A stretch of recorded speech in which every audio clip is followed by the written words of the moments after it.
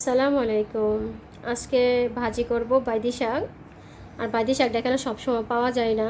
বাইদি শাকটা আমার কাছে ভালো লাগে, মাঝে মধ্যে পাওয়া যায়। আর এই যে আমার ছেলে আমাকে একটু সাহায্য করছে, ও আমাকে মাঝে মধ্যেই সাহায্য করে। যখন ভিডিও বানাই তখন ও মোবাইলটা একটু ধরে। আর এই যে আমার ছেলে এখন এই যে শাক বাছতেছে। তুমি শাক বাছতে পারো বাবা? আব্বু বলো, পারো? তাই।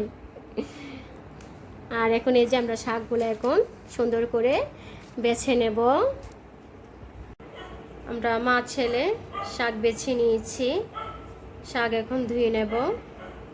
আমি ফ্রাই প্যানের মধ্যে তেল দিয়েছি, তেলটা গরম হয়ে গেছে। আমি এখানে 3টা শুকনো মরিচ 2 টুকরো করে নিয়েছি। আর এখানে পেঁয়াজ কুচি আর রসুন আমি থেতো করে নিয়েছি। পেঁয়াজের তুলনায় আমি রসুনটা একটু বেশি নিয়েছি। রসুন আমি ভেজে নেব।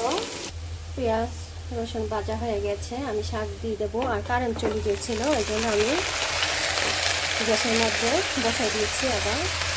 আর এখানে কিছুটা কাঁচামরিচ দেবো, আমি ছোটো করে পিস করে নিয়েছি। পরিমাণ মতো লবণ, একটু ধনে গুঁড়ো দিলাম। এখন আমি শাকটা ভাজি করে নেব। শাকটা আমি এখন নেড়ে দেব।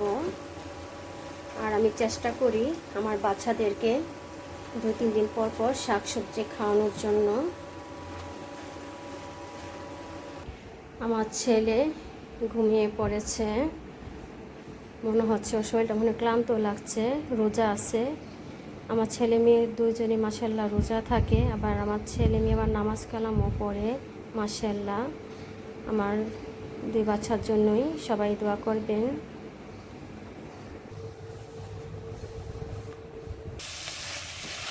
শাক ভাজি হয়ে গেছে। ভালো লাগলে লাইক কমেন্ট করবেন, অন্য কাউকে দেখার জন্য সুযোগ করে দেবেন। সবাই ভালো থাকবেন। আল্লাহ হাফেজ।